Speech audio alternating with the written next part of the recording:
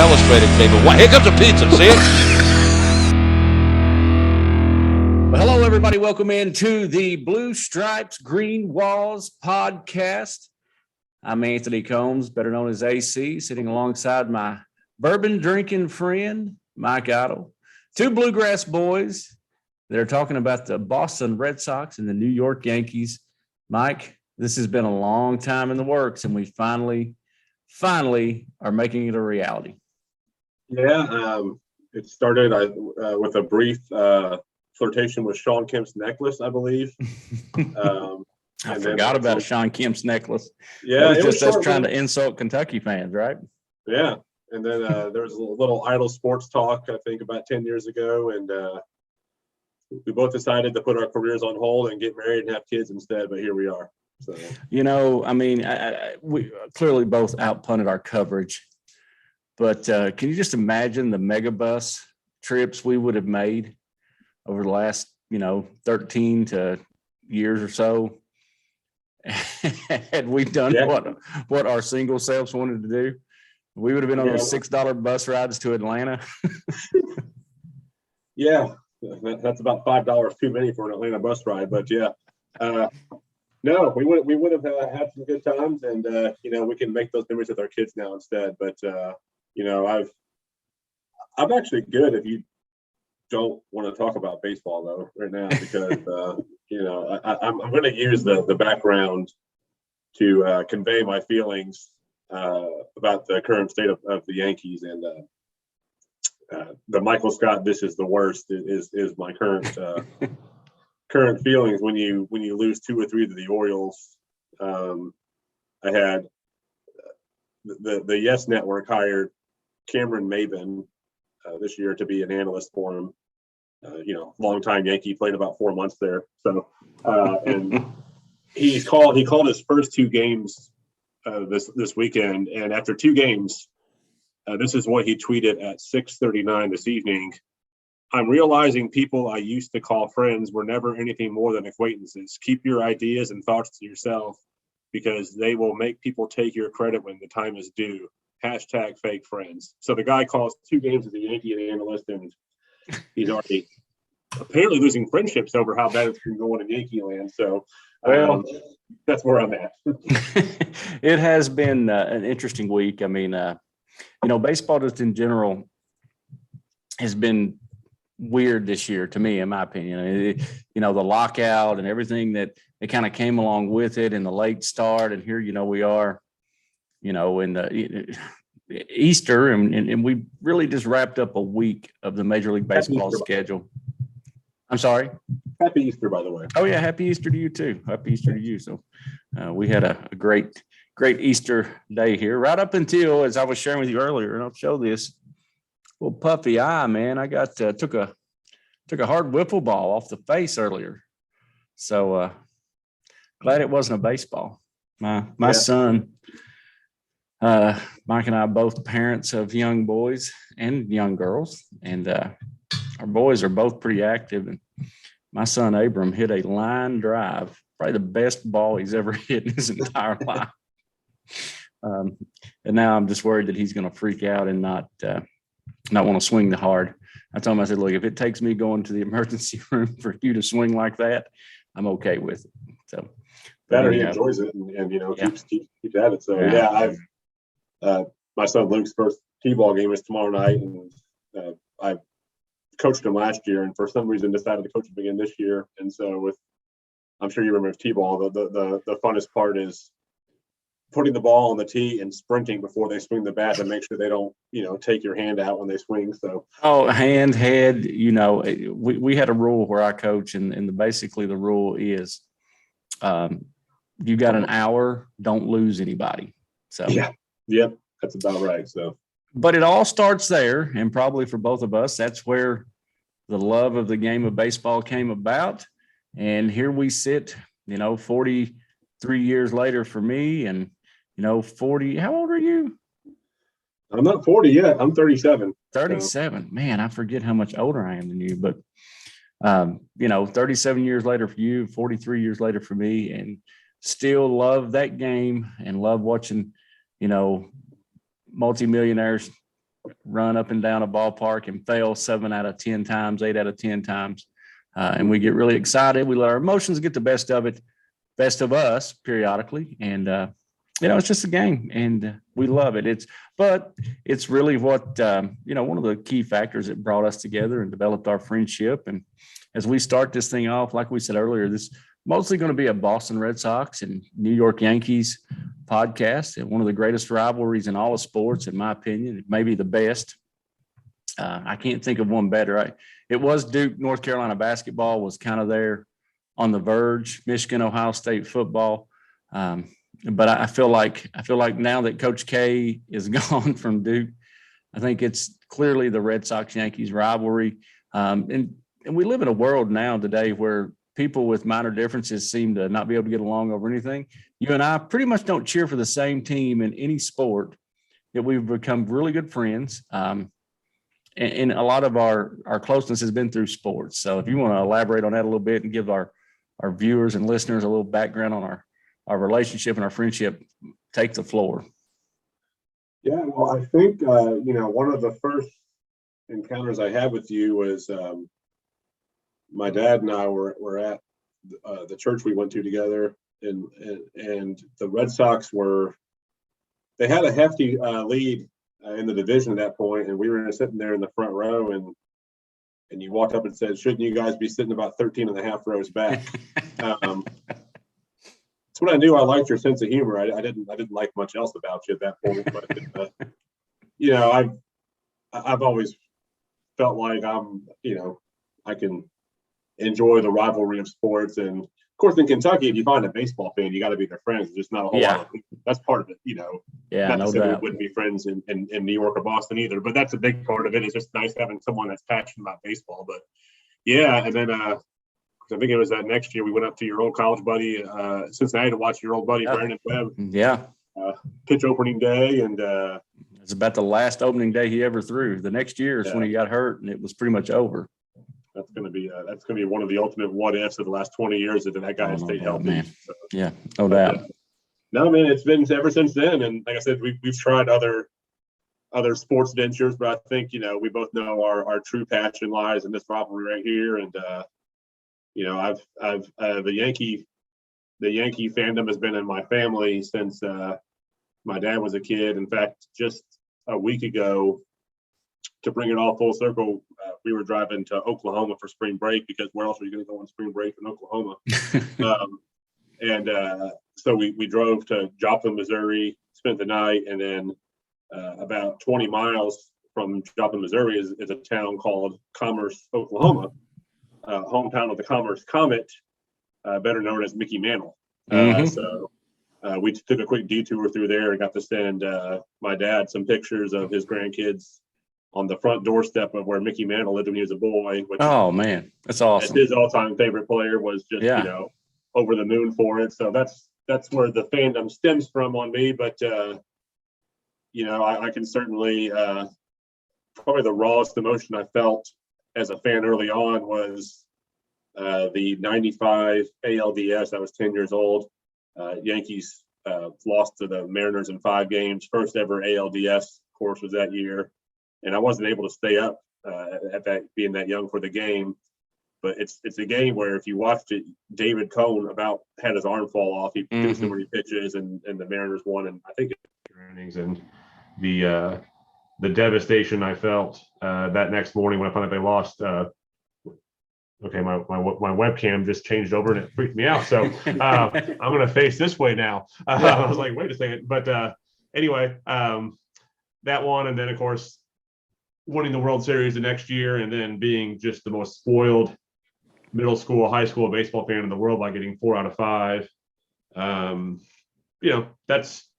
That really, I was pretty spoiled early on, pretty fortunate to have the ability to watch some good teams, and haven't been quite as fortunate the last 10 years, but hey, it's peaks and valleys. Well, according to Brian Cashman, you guys technically won the World Series in what, 2019? Or was it 2017? I can't remember, but it was 2017. Yeah. He takes offense that people say they haven't been in the World Series in 13 years, because, as you know, the Astros didn't even have to play anybody the next round. They beat the Yankees and they just gave them the trophy. They didn't have to play anybody. It was the funniest part of that was they fired Joe Girardi, which I wasn't the biggest Girardi fan, but it's obviously worked out great since they did that. and they blamed him for losing in 7 games. But now they say, oh, we basically operate as though we won that series now. So I'm like, well, then what'd you fire the manager? Yeah. Kind of defeats the purpose of letting the dude go, right? Yeah. Well, I mean, it's one thing I have learned over time is it is definitely a business, and it's not just a game. In the words of Mike Brown, the NFL is not about winning and losing; it's about dollars and cents. So. Yeah. But I'll never forget, your dad was hired to come in and pastor a church that I was attending and still attend. And I was at a meet and greet. We had our choir had an ice cream Sunday social where you could meet and greet new pastor Steve Idle before he was a candidate and he was preaching the upcoming Sunday. And we were going to take a vote on if we wanted to bring him in as our new senior pastor. I walked in and I had on Red Sox sweatsuit. I was coaching Babe Ruth team at the time, the Red Sox. And I showed up wearing I came straight from a game, came out to meet him. I walked in and he shook my hand and kind of looked at me kind of funny. I said, "Hey, I hear you're a Yankee fan." Yeah. And I told him, I said, "Well, listen, I'm a Red Sox fan, and I've invited 3,000 people that are 3,000 other Red Sox fans to come here Sunday to vote no on you." And he said, "I got news for you. If there's 3,000 Red Sox fans here on Sunday, I don't want the job." Anyway. And I knew immediately that I had a really good friend in the making. Come to find out, he also had some sons that were similar life, life cycles and stages as me. And been a true blessing to be friends for a long time. Now, golly, it's like 13 years, I guess we've known each other. So it's been pretty awesome. If you ever doubt we're from Kentucky, you use the term "our choir had an ice cream social to meet the new pastor of our church." So that I don't think they have a lot of those in Boston and New York. So I don't think they have a lot of them anywhere anymore, but that was a lot of fun. So, but kind of my history. I love your history on all the joys of being a Yankees fan in the mid '90s and a spoiled middle school kid. How do you become a Red Sox fan in Eastern Kentucky? And honestly, the only answer I can give you is because Larry Bird played for the Boston Celtics. Now, how do those things tie in together? I don't 100% know.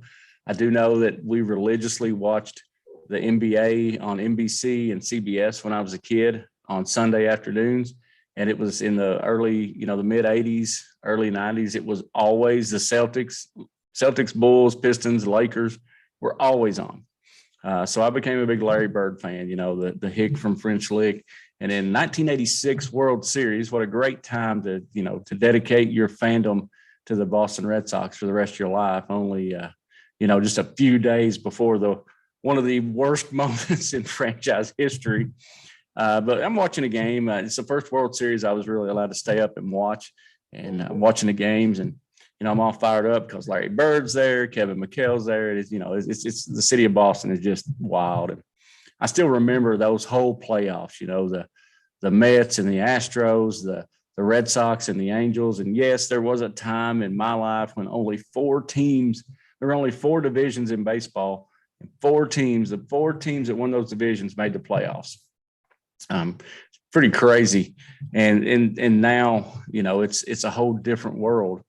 But I became a fan back then, and I suffered with them, through some tough years, and saw some great things, had some near misses and some amazing comebacks. But I was listening to the game on the radio on Friday, and Will Fleming was talking about, they won their first World Series in 86 years in 2004.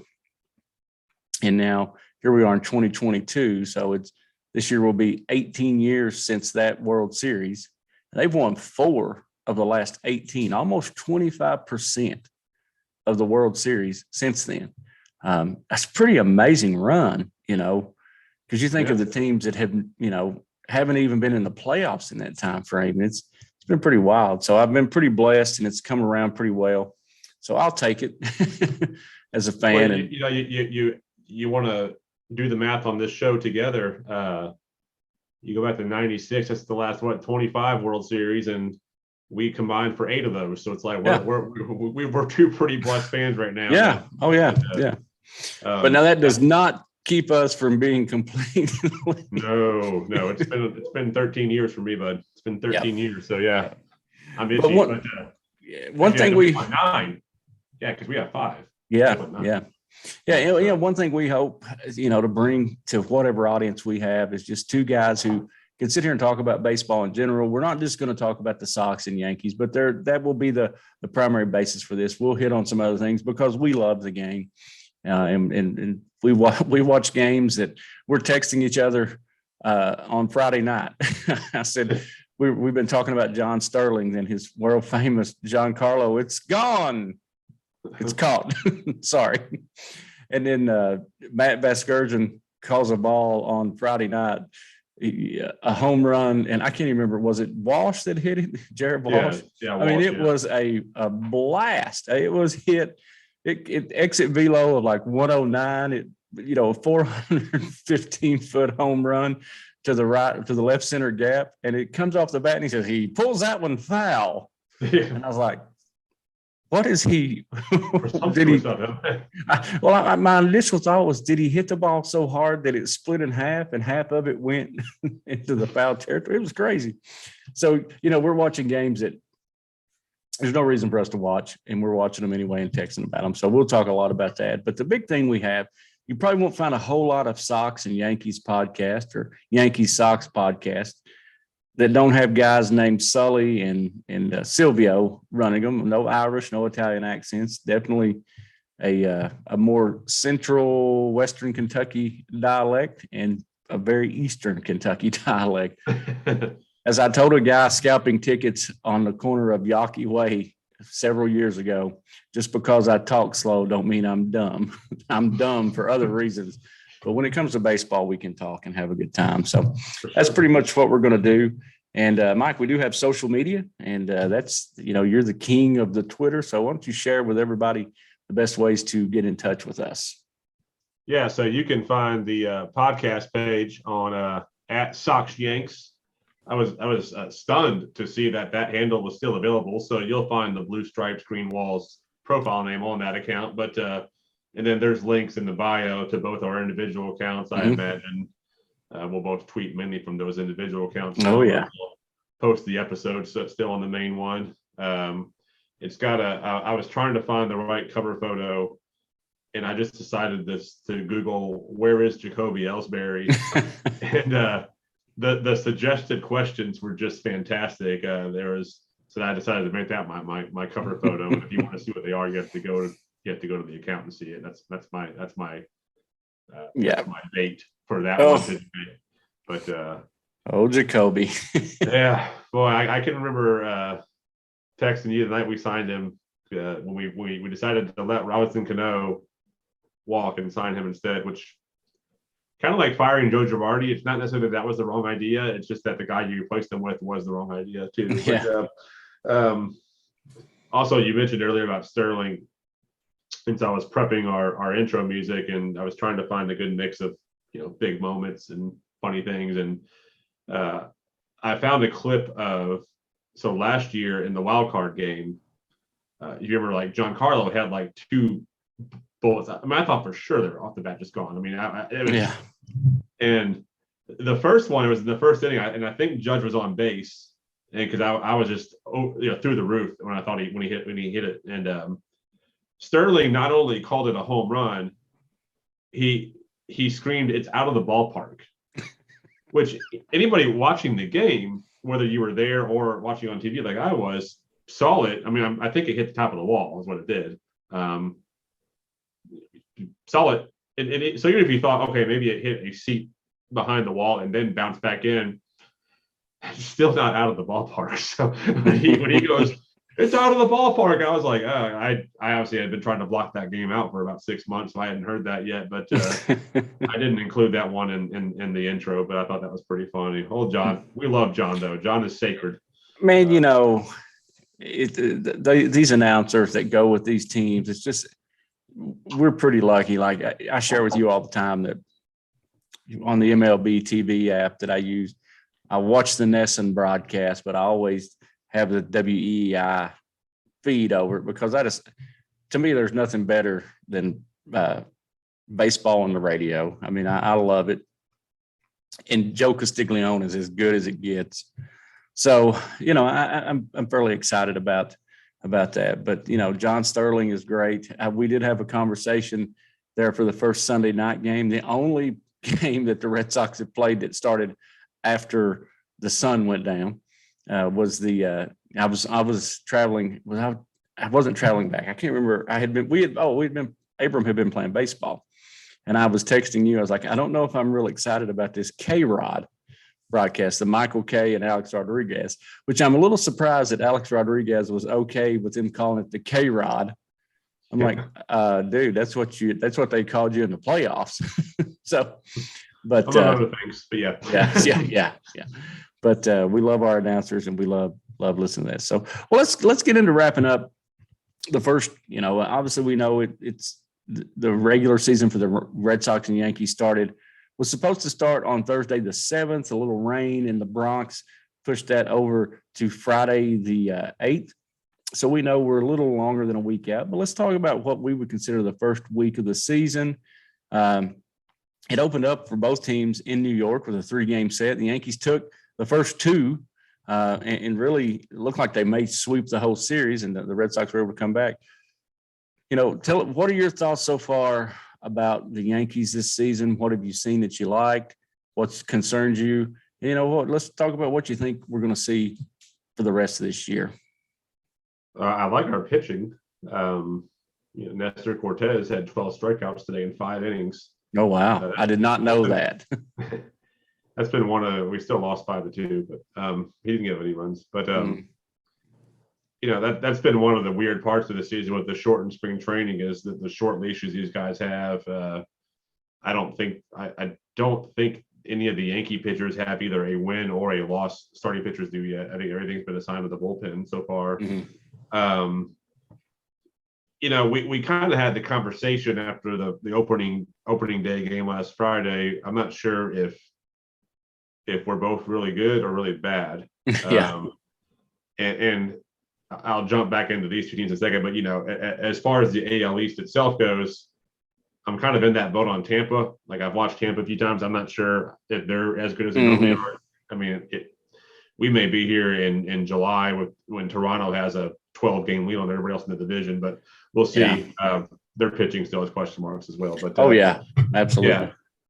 Yeah, I do love the idea where the Yankees have had in 2020 and 21 they had the exact same offense, which was very right-handed heavy. Depends a lot on power. A lot of strikeouts, a lot of the 3 true outcomes. And of course, what that leads to is very inconsistent offense and then not a lot of timely hitting.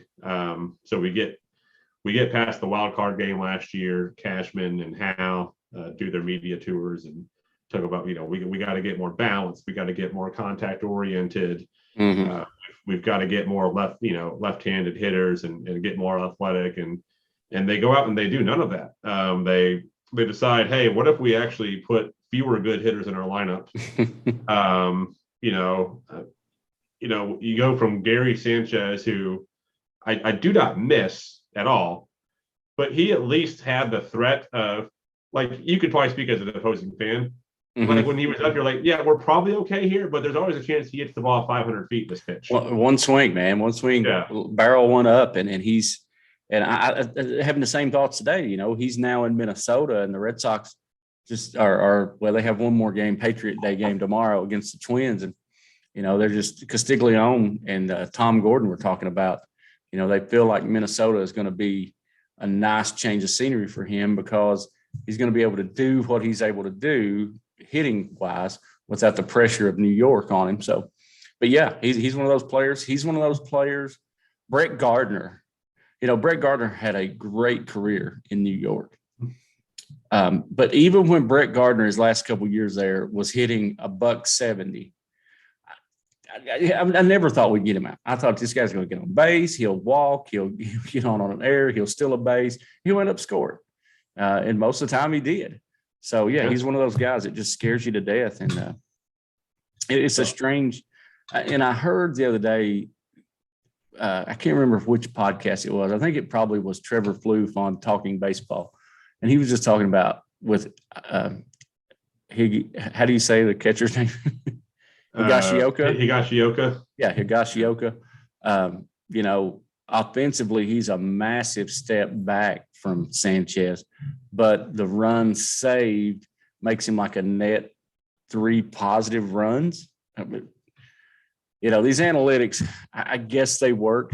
I don't 100% know that they, some things don't make sense to me. Other things that don't make sense to me is Garrett Cole being frustrated that the opening pitch took 2 minutes longer than it was supposed to. Yeah, So, I mean, look, he's not paid that much money, though. I can't blame him for that. I mean, if Billy Crystal is cramping your style, then yell at him by all means. But, I was texting with a friend of mine. We need to have him on sometime. He lives in Houston, but he used to live here. His buddy Vince, and Vince is originally from New Jersey. And so if we want to have an authentic New York accent on here, he's been a Kentuckian and a Texan for 20 years now, but he still keeps that accent on him. But we were talking about the week of Isaiah Kiner Falefa,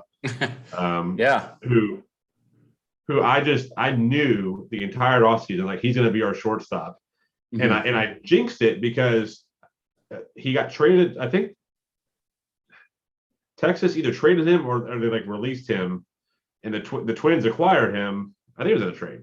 And he was traded and then immediately packaged to the Yankees. Like he never even went to Minnesota. Window. Yeah. There's a great picture of Rocco Baldelli meeting him, mm-hmm. and that went well. But because when the Twins acquired him, I texted every Yankee fan yes, he's not going to be our shortstop. Praise the Lord. Yeah. And then 2 days later, and it's we don't spend any money on any of the free agents, yet we take on Josh Donaldson's entire contract, who's 36 years old. Mm-hmm. But so back to Kiner Falefa, I think we had first and second, one out, and tonight, and he hits in a double play, and we already lead the league in double plays this year as we did last year, so that's going well. And we were complaining about him, and I said, well, the good news is, or the understandable thing is, there weren't any good free agent shortstops this year that we could have signed. So what are you going to do? It's nobody's mm-hmm. fault. I mean, if we had the ability to sign for only money, Carlos Correa, mm-hmm. Javier Baez, Trevor Story, who some pro clubs don't even see a position getting in the way of signing him. Others do. But that's where I'm at. Yeah, it's pretty frustrating because it's the exact same offense. The pitching's a little better. And this is all they want to do is they want to, back their way into the postseason. If they win the division, great. But, there's 3 or 4 wild cards now? Is that 4 wild cards.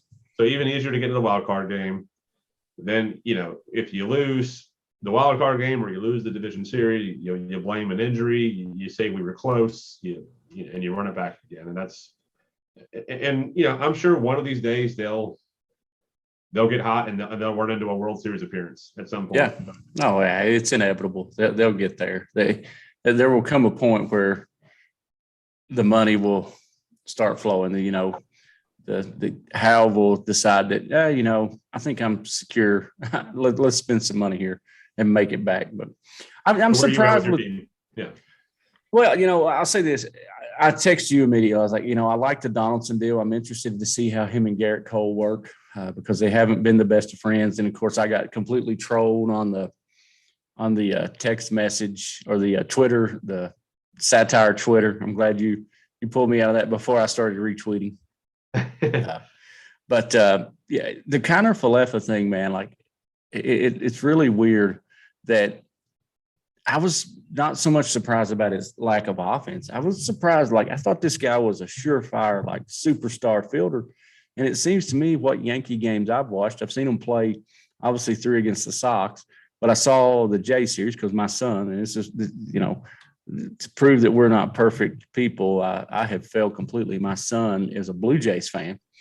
How does that happen? I mean, it's clearly because they had the coolest team in the world with Vladdy and Bo Bichette and those guys. But, he made some plays that I just was like, man, he's not as smooth. Like he'll bobble stuff. And I'm sure that will come. A part of that is probably just lack of training and lack of preparation in the shortened spring training. But I do like the Donaldson. I saw he hit his first home run. Was it yesterday he hit a home run or? Yeah. And boy, he pimped it. That was nice. Oh, yeah. He pimped it almost as much as Shohei did when he hit his first one on Thursday or Friday night. His bat flip was a bat flip of epic proportions for a guy hitting 160. Now he has come on over. He's had a good weekend, but I was really impressed with Mr. Severino. I think he looks good if he remembers to put his pitch comm on. He's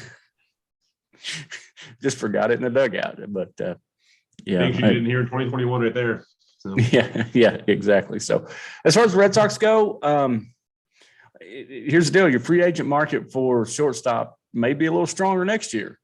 Obviously the season started off with us, and the big controversy in the Red Sox nation is why didn't you pay Xander? And we'll talk about that down the road, a little bit later, because obviously you guys have a pretty big name free agent that set a deadline of opening day, and then they won't negotiate throughout the year. But, they say they won't negotiate throughout the year, but if the teams back up a Brinks truck and throw out money, they'll sign. We know how they go. It's been kind of a weird start. They dropped the Red Sox. As I was looking at the schedule, the Red Sox are sitting right now at 5-4, second place in the division. Half a game back from Toronto. But I was looking at their schedule here, and I'm pulling it up, trying to pull it up on my phone here. And of the 4 games they lost, 5-6 to the Yankees. And obviously we've all heard this story.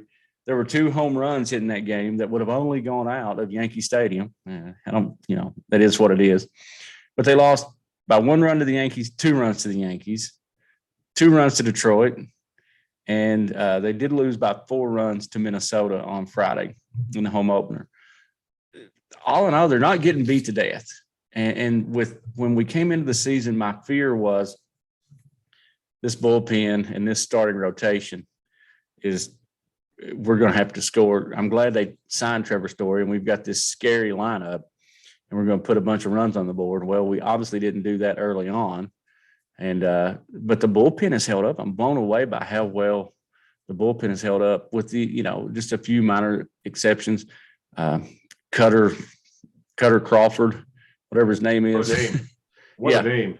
Yeah, he's going to be Cutter pretty soon if you don't. He came in Detroit when they were up 7-1 or 9-2 and gave up like 4 runs without getting it out. But I've been impressed so far. Probably the best thing I've seen is Hansel Robles. I mean, the dude had trouble getting into spring training because of visa issues, but he said I was working at the academy, and he clearly was, and he has. There's still a question mark. Who's the closer for the Red Sox? I think it's no doubt it's Hansel, unless it's a game where it's a 2-run game in the 6th inning, and you're like, man, we got to get this win no matter what. So then, Whitlock's going to come out and throw 4 innings, and it's kind of like a starter in reverse. You know what I mean?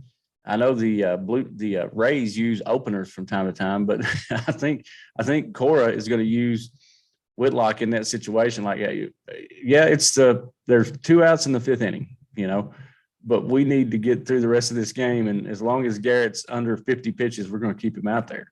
Yeah. So it's, maybe it's a good strategy. He's also got, so some of these guys in the bullpen have looked great. Whitlock, which I'm sure every time you see him on the mound, it drives you nuts. And I don't blame you. But the guy's been incredible. He got, they bought out his arbitration, got him, an extension there. So he's going to be around for a while. I'm not sure what the future holds for him, but I've been really excited about that. Obviously, it's hard not to be excited about what Verdugo's doing. He's really mashing the ball, hitting the ball well, and Devers is just a freak. Everything for me probably happened before the season, and it was exciting it was both exciting and, it's like, what's going on? When we signed Trevor Story, I like Story. I think he's going to be, he's that Boston kind of player. You know what I mean? He's just got that, he brings that kind of grittiness, toughness, almost like a, too rough for New York, but, just rowdy enough for the south side of Boston. He brings that, not that Pedroia type player, but not far from it. But clearly the guy's a shortstop. He's moved over to second. And I do think that Alex has done a great job tiptoeing around what is clearly a tender situation. Because Xander, Bogarts pulls a hammy a little bit or has a little bit of an injury and has to take a couple of days off after the first game, maybe the second game, I don't remember, but he's out of the lineup for a couple of days. And the natural thought is, well, they're just going to move Story over because that's why they brought Story in, because they're going to let Xander walk at the end of the year. So you're just going to move him over. No, we're going to put Christian Arroyo and Jonathan Arauz out there. So Cora is a really good manager. There's clearly no doubt about that. That guy really knows how to manage his personalities in that dugout.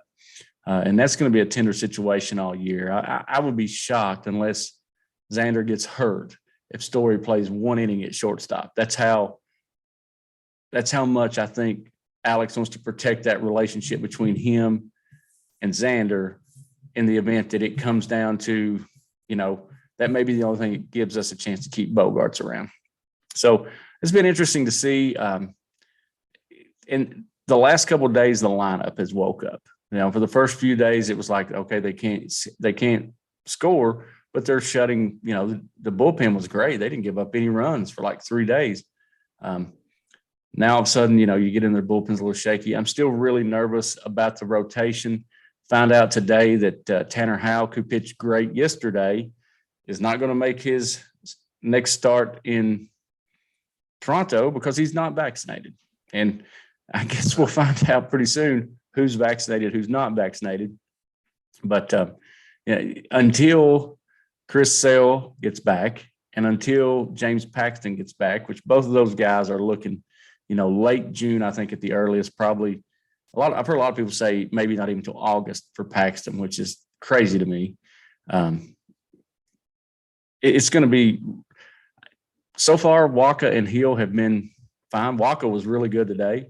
Rich Hill was really good in his start. We'll see how he is tomorrow. But until we get those guys in that rotation, you kind of are just hoping that you don't get too far away, because I'm like you. I feel like the Blue Jays could pull off 12, 14 wins in a row. And next thing you know, they've got a magic number in the middle of June. And we're like, oh, gosh, we're fighting for a wild card. So, and this thing is, until next year when the rule change next year and it goes to a balanced schedule, so you're not playing as many division games, somebody's got to win these games in the AL East and somebody's got to lose. Right. You look around and you play – the Red Sox and Yankees play 22 times or 21 times. They play the Rays 21 times. They play the Jays 21 times. I mean, a third of your season is against three of the best teams in the league. So yeah, and I mean that's especially when you're gonna. And again, I need to refresh myself on the new playoff rules, but there's a certainly a even more distinct advantage to the teams with better records in the playoffs, and those AL Central teams, they've got to stop being able to. It's a double-edged sword, and that's the wrong analogy, but it's in both directions where you've got these really good teams that are playing other really good teams in Tampa, New York, Toronto, and Boston. And then you've got the AL Central where they're only playing those teams 6 times and also playing, the Royals and the Tigers and, it's usually the White Sox or the Twins, right? And they're playing all these teams, 21 times themselves. And it's like, and they get these built up records and, so yeah, I'm all for the balanced schedule. I love playing. I always like playing the Red Sox. I don't enjoy playing the Rays or the Blue Jays anymore. It's just not fun because you're supposed to beat them. And for the Yankees, at least, not anymore. They don't beat them. Yeah. So I'm all for the balanced schedule. Plus, as a guy that's often traveling for work, it might give me a chance to go out and see some more road games. So Yeah. After being in Phoenix for spring break a couple of weeks ago and getting to go out and see, I got a chance to see the Padres and the Royals play, the Angels and the Diamondbacks, and the Angels and the Giants. And I will say this, there's just something about being in a park when somebody, when you get a chance to see somebody that you don't normally get to see. As a guy who doesn't travel for work a lot, I'm excited about Mike Trout coming to Cincinnati. I'm excited about the Red Sox playing in Cincinnati. I'm excited about not having to try and figure out how to cross the border to take my son to see Bo Bichette play. So yeah, it's funny. You got a Blue Jays fan, and I kind of struck the bad luck gold last year. My son was born in Georgia, and then last year was his first year at T-ball, and he was the Braves. And so he learns the Braves are in Georgia. He has this Braves hat and this Braves jersey now. He starts to I'm going to root for the Braves and the Yankees. Okay, that's fine. Sure, whatever. 96 and 99 were pretty fun. I could handle the Braves fan. Well, then the Braves won to win the World Series. So he is now all on board that. Now this year he's on the A's, and I don't see the A's doing big things this year in the major league. So I think I'm going to be good this year. But last year was a struggle. But I agree. It'll be good to with the Reds being really the only team that you and I can drive to and back for a game one day. It'll be good to see some more variety there. Oh, absolutely, yeah, and not have to see some of those terrible National League Central teams, which they're not awful. Now like the Brewers are pretty darn good. So, tell you who's happy about the Reds' balanced schedule is probably Bob and Phil Castellini. Well, they had a week. Yeah. Let's touch on that. And so we've talked a lot about the Sox, talked a lot about the Yankees. Let's touch on that. We'll kind of put a bow on this show and talk about this, but around the league, what's the one thing you've seen that you liked? What's the one thing you've seen that kind of bugged you throughout the week?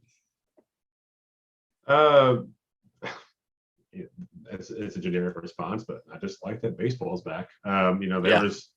There was a multi-week period where I really thought I never thought they'd cancel the entire season, but somebody I don't know if it wasn't like an ESPN, it wasn't like a Passan or Jesse Rogers or something like that, but somebody kept talking about like May 24th as being the day they would actually sign a new contract, which you extrapolate that out. It's like, okay, that's not playing actual baseball until mid to late June at that point. Yeah. So that kind of had me bummed. But there's plenty I don't like. Clearly the owners got a very favorable deal because they signed the deal and then three teams immediately began to tank.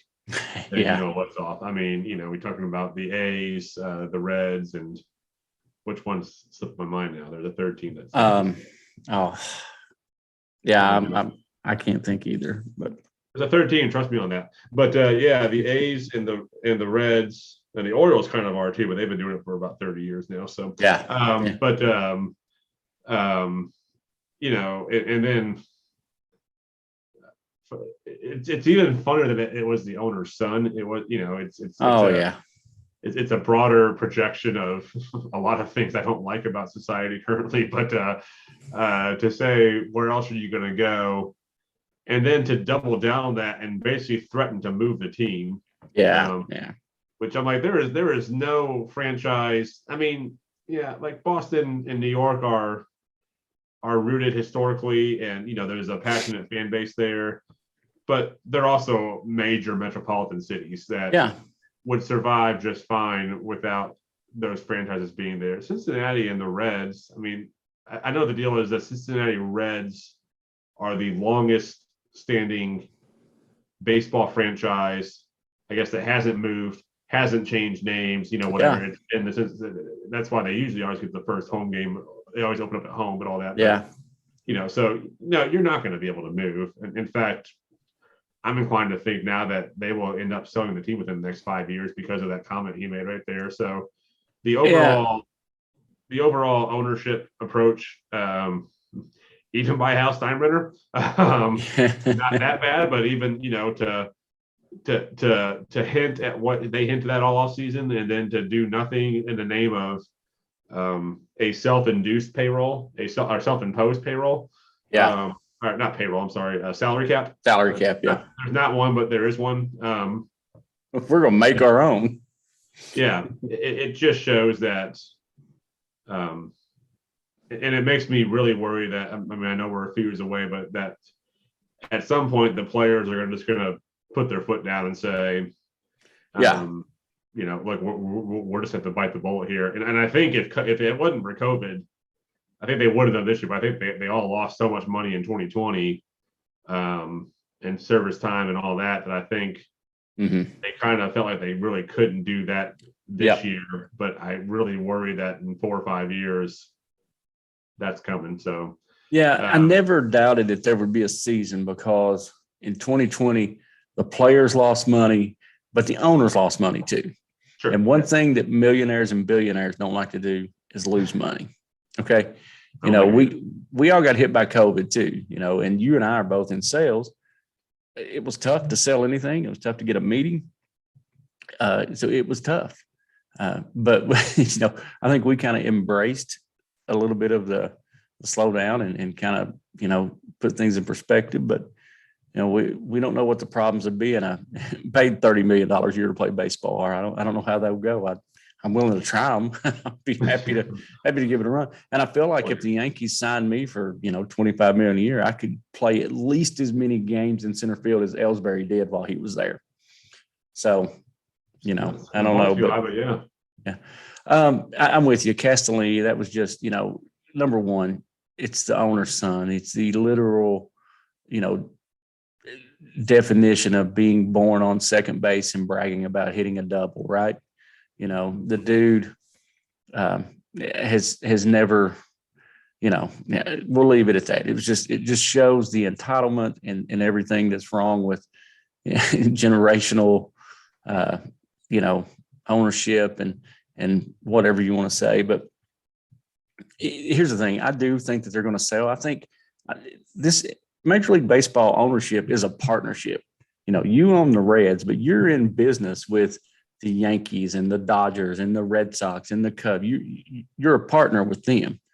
And at some point, I do believe, and it's happened before, I believe the ownership will, the league owners will step in and say, it's time for you to move this thing. You can do it your way, kind of like the NBA owners did with the Clippers a couple of years ago. It was different reasons, but nonetheless, it's time for you to sell it or we're going to take it from you. So I think somebody will buy it. Here's the thing, as a guy who likes the Reds because it's your local team, there are plenty of local people that want to buy the Reds. I would not be shocked at all if Barry Larkin didn't try and head up some kind of, somebody like Barry Larkin tried to head up some kind of ownership group or Griffey and, buy the franchise. And, you don't know how it would do. It may be, as hard as these words are coming out of my mouth, Derek Jeter did it and had a pretty decent run with it in Miami. They did make the playoffs in the COVID year. They've got good young talent. I know he just stepped away from that, but, and who's to say LeBron won't try and buy the Reds? He's already part owner in the Red Sox, but, something will happen. Boy, so there you go. Yeah. And here's the thing. The Reds are not going anywhere. Major League Baseball has to approve that. So I don't care if Las Vegas buys them, they're not going anywhere. So it's a slap in the face to people, myself included, who is, we're, not a big deal, but we're a mini season ticket package holder. So a slap in the face to us that we bought your tickets and now you're like, we'll just move, forget you. So I will say this though, since they did the fire sale and got rid of the best player they had, Jesse Winker, and an exciting guy in Suarez, their ticket office has not been overwhelmed with calls. So number one, if you have an issue, you can call them. And if you have a mini ticket package and you have a game that you can't make, they will happily swap it out for another game. Get you back in the ballpark somehow. Yeah, they just want you there. So that I agree with you on that. Probably the other thing that kind of irked me this week, and I understand it to a sense, but at the same time, kind of blows my mind. Clayton Kershaw was pitching an absolute gem, perfect game through 5 innings, through it was through 6 innings. No starter in the big leagues it might have been 7, but no starter in the big leagues has gone 8 innings all year. But he was at 80 pitches, perfect game, and 13 strikeouts, right? Mm-hmm. I looked up the stats, the pitch count for the 2 guys who came in to relieve him. They ended up only giving up 1 hit and I think 1 walk. The 2 guys that came in to relieve him only threw a combined like 30 pitches. I got to imagine, and what kills me is, and I understand, short spring training, he made the comment, he said, well, I didn't pick up a baseball for 3 months. That's not true. He could have rolled out there. Yeah. It was an opportunity for him to put it on the owners and make them look bad after the labor dispute. And you know, that's his prerogative. I'm generally a Kershaw guy. I like him. I think he's good for the game and dominant. But not only was he throwing a perfect game, I think something that's more exciting than a perfect game, because I've seen both of these. I've watched both of these on television, but I think he had a chance to go for 20 strikeouts. Mm-hmm. And note, after watching the condensed game, there's no doubt in my mind he could have gotten it. He may not have gotten the perfect game, but he could have easily gotten 20 Ks. And I'm like, dang, man, you could have thrown like 30 more pitches. Yeah. You know, we're in this new era of baseball. You know, unwritten rules are, you know, there's I think they need to adjust the amount of innings for a win. It's just, or just eliminate the stat. But yeah, you know, it's funny. I'm sure you may have. Did you see all the references to Ray Caldwell after Kershaw? No, I saw the references to Nolan Ryan, his 188 pitches in 14 innings. Yeah. Yeah. So Ray Caldwell pitched for the franchise formerly known as the Cleveland Indians, and in the year 1919, he was struck by lightning in the 9th inning Yeah. of the game on August 24th. And he was revived on the mound and finished the game out, and then pitched a complete game no-hitter 2 weeks later. Those are a little eye-rolling. It's like, you know, there's a certain level of let's accept where the game is. And now I think it was Jeff Passan. He made a good point. If it was a no-hitter, pull him. It's fine. But there's only been 23 perfect games. Yeah. And this is not the number one. This is not Mackenzie Gore, right? The best pitching prospect, or Hunter Green. Yeah. It's Clayton Kershaw. He's been around for almost 20 years now. He's on the downside of his career. He's probably not going to blow his arm out throwing a few more pitches. Yeah, he's also not the anchor of your staff anymore. So I'm kind of on both sides of the fence. Like, yeah, if he had a walk or a hit by a pitch, there's an error, I'm totally good, because I mean, no hitters are a dime a dozen. I mean, there's like 7 or 8 last year. Yeah, but it was a perfect game. But at the same time, I do enjoy. Back to my buddy Vince, he's very much an old school baseball fan. So I do enjoy the conversations he and I have about these old school rules and the bunting. Who was it? I know it was Gabe Kapler. It was that Mauricio Dubon. yeah, and who was the Padres manager? It's the guy, Bob Melvin, right? Yeah. And he was the one that was mad, and it's like I always remember, if you want to go old school, I remember Sparky Anderson. I think it was at the Tigers. He had a huge lead and had a guy bunt with that big lead, and they started chirping at him, and he just said, "You guys quit trying to score runs, and we'll quit trying to score runs too." But you're trying to come back on us. So I get a little annoyed with all the old school, you don't do that, or unwritten rules and all that. But well, listen, and it's not just Major League Baseball. I'll tell you, I had a situation yesterday. I coached Abrams' 8U coach pitch team, and I had a coach confront me in the 2nd inning as I was going down to the 3rd base box. The start of the 2nd inning, a guy told me, "Hey, you got a really good team. That's BS having your guys take 3 bases on a ball that just got hit out to right field." and we were up 6-0. And he was referencing a ball that Abram hit. Pretty good ball down the right field line. He had a double easy on it. And I was trying to stretch him, push him to go. I'm trying to make every one of my players the best baseball player possible, right? And what he needs more than anything is to get pushed to go farther. I was willing to sacrifice him getting thrown out at home for him to learn what it takes to get there. It's not my fault that the defensive player decided to T-ball it and run it in instead of throwing it. I got told you shouldn't be taking 3 bases on it. I'm like, well, you think it was bad then. Yeah. However, it ultimately was, that's just the Milton. way it is. But I love Gabe Kapler's response. Like, if we don't want guys bunting on us, we don't let them bunt. We make it hard for them to bunt. And, right. It's one thing. Here's my response to that always. Just do better. Be better. You don't want a guy bunting? Don't throw him a fastball right down the middle. Because it's one thing to look up and say, all right, well, you all run the score up on us. What'd you do this for? You're making a mockery of the game. But I will say this, my favorite thing I saw in the game this week was when D. Strange Gordon comes in to pitch against the Braves and hits, is it Travis Denard with a 50? Darno, yeah, hits it with like a 51 mile per hour. I don't know. He fell down like he had been shot by the American sniper. It's the best clip in the world. I very much enjoyed that. You bring in a position player to pitch. I mean, maybe are we at a point where we need a mercy rule in Major League Baseball? I don't know. But one thing we do need is we need relief from whining about getting beat. Yeah, because it trickles down. And our society at the youngest level is already being affected by it. The participation trophy culture is, those kids are, look, Abram's 8 years old. People his age will be playing in the major leagues in 12 years. Mm-hmm. Participation trophy generation will be playing in 12 years in the big leagues.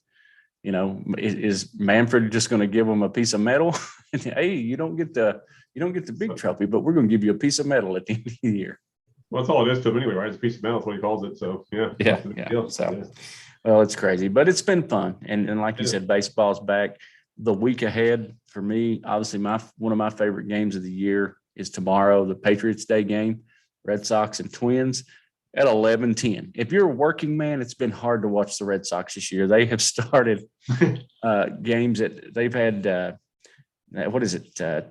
9 games now that have started at 8 different times, and none of them, only one of them in prime time. But here's the thing, they get back into the swing of, the 7:00 games and then the getaway day games. It starts, on Tuesday with Toronto, and they don't have an off day until the 2nd of May. So between the Red Sox and these are good games. They got Toronto, Tampa, at Toronto, Baltimore.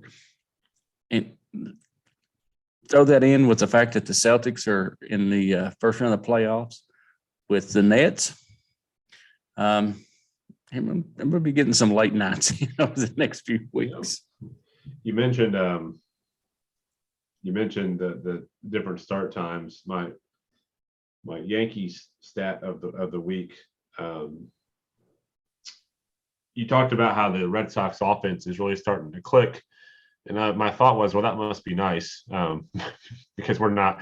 And so the Yankees have now played 10 games. They're 5-5, and in those 10 games, they have had the same lineup 0 times. They have had a different lineup every game this season so far, a different batting order, obviously, and